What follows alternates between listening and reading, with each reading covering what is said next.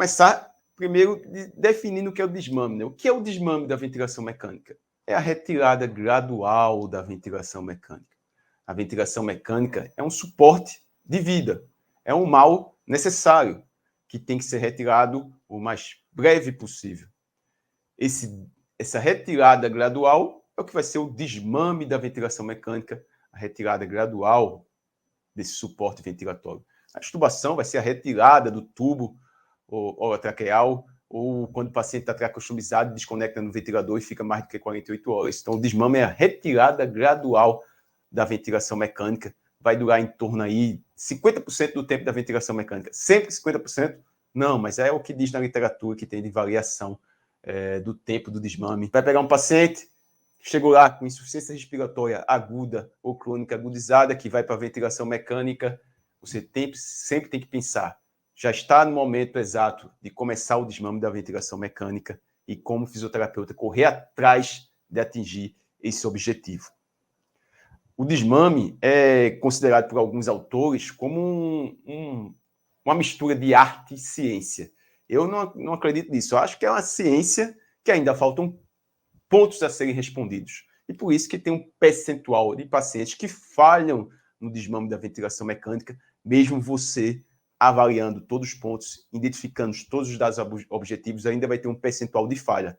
E imagine quando você não avalia direito o paciente e quando não identifica esses parâmetros objetivos. Aí o percentual de falha aumenta. E se o paciente for desmamado e extubado e falhar na extubação, aumenta o risco de mortalidade desse paciente. Aumenta o tempo de ventilação mecânica, aumenta as complicações que esse paciente apresenta dentro da UTI. Então, é extremamente necessário que você, fisioterapeuta, tenha um total conhecimento do desmame da ventilação mecânica para conseguir atuar com segurança na terapia intensiva.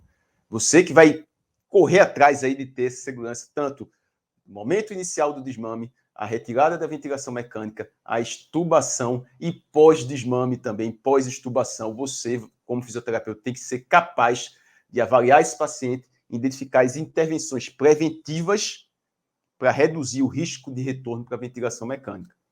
Então, essas 3 etapas, início do desmame, retirada do suporte ventilatório totalmente e pós-retirada, o fisioterapeuta é extremamente necessário.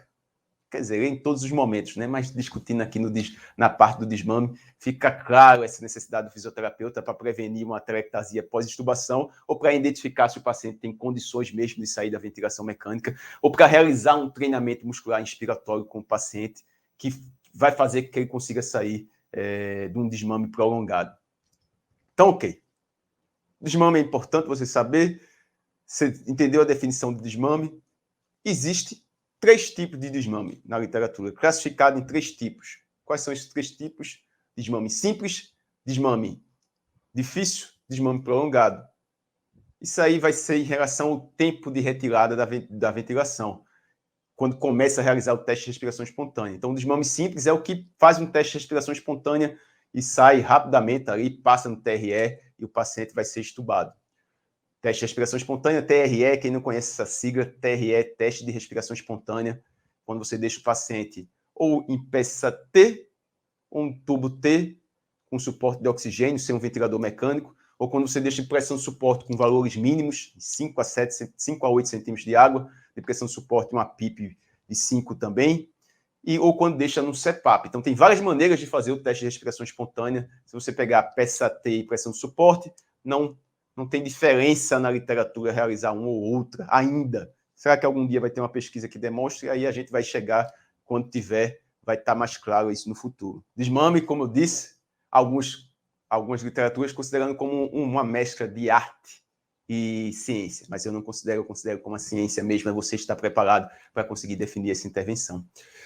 Então, ok, existe o desmame simples, o desmame difícil é o paciente que precisa de até 3 testes de respiração espontânea ou 7 dias após o primeiro TRE, então faz o teste de respiração espontânea e o paciente não passou no teste de respiração espontânea, tem até 7 dias para ele passar no teste de respiração espontânea, e o desmame prolongado é o paciente que passa mais 7 dias, mais de 3 testes de respiração espontânea, é aquele paciente que muitas vezes vai ser traqueostomizado e precisa de um suporte bem específico do fisioterapeuta realizando treinamento muscular inspiratório, realizando treinamento muscular periférico, eletroestimulação, posicionamento, para retirar esse paciente mais rápido da ventilação mecânica.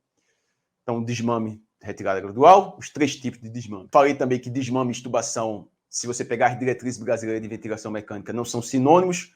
Desmame é a retirada gradual e a extubação é a retirada do tubo traqueal, ou quando o paciente está customizado, retirar o ventilador mecânico.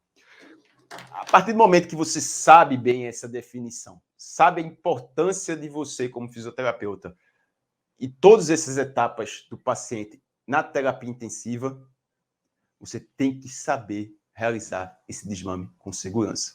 Se ele colocar que o desmame é difícil, se a gente for pegar pela literatura, é um paciente que vai passar até 7 dias para ser desmamado, ou é um desmame complicado. Então, como você utilizar a nomenclatura ajuda também você a interpretar esses dados, a conseguir se comunicar dentro da terapia intensiva, você escrever no prontuário de uma maneira correta e aí conseguir ter segurança. Então, tem que utilizar a nomenclatura correta, sim, é uma parte importante aí dentro da área da saúde, você saber se comunicar de uma maneira correta. Pegou lá um paciente, vamos pegar um caso, um paciente entubado, DPOC, agudizou, foi entubado, foi deixado na ventilação mecânica, broncoespasmo, exacerbação, ficou 5 dias sedado, depois começou a ser retirada a sedação, reduzido os parâmetros da ventilação mecânica, e o paciente agora está ventilando em pressão de suporte, PSV, e sendo progredido o desmame dele. Você chegou lá, viu o progredindo o desmame dele, veio reduzindo os parâmetros ventilatórios, deixou o paciente lá em teste de respiração espontânea, e o paciente não passou no teste de respiração espontânea. Esse paciente poderia ser extubado. Vai ver que para pacientes com doença pulmonar obstrutiva crônica que falham em um teste de respiração espontânea por causa de hipercapnia, e você tem uma avaliação bem clara desse paciente para identificar que é aumento da resistência que pode estar fazendo que o paciente não saia da ventilação mecânica, você pode até extubar o paciente que não passou no teste de respiração espontânea e utilizar uma ventilação não invasiva facilitadora, mas mantendo uma monitorização constante, não é 24 horas lá na ventilação não invasiva, precisando de uma equipe bem treinada. Porque eu coloquei logo um caso que eu sei que muitas vezes as pessoas iam responder que não tem como ser feito. Porque para você ter o domínio de definir as intervenções do desmame, você tem que ter o conhecimento do todo. Você tem que ter o conhecimento do todo. Tem que saber quais as indicações do desmame, quais os parâmetros objetivos que você vai avaliar, quais os testes que você deve fazer, o que você avalia dentro desses testes, quais os sinais e sintomas de falência em um desmame da ventilação mecânica e quais os critérios objetivos e subjetivos para extubar o paciente e como atuar após a extubação. Isso que vai fazer você ser um fisioterapeuta seguro no desmame. Não é passar de PCV para PSV. Isso aí é muito simples. O paciente assumiu a ventilação mecânica, passa de pressão controlada para pressão de suporte. O paciente deixou a pressão de suporte mais baixa, acordou. O pessoal, eu acho que esse paciente dá para ser extubado. Aí chega o médico coordenador lá, chefe, esse paciente dá para ser extubado. O pessoal, vamos extubar. Aí extuba o paciente, com 1 hora ele volta para o ventilador. Volta para o tubo. Será que foi seguido um processo claro, um protocolo de identificação, avaliação dos parâmetros objetivos para definir se esse paciente tem condição de ser extubado ou não?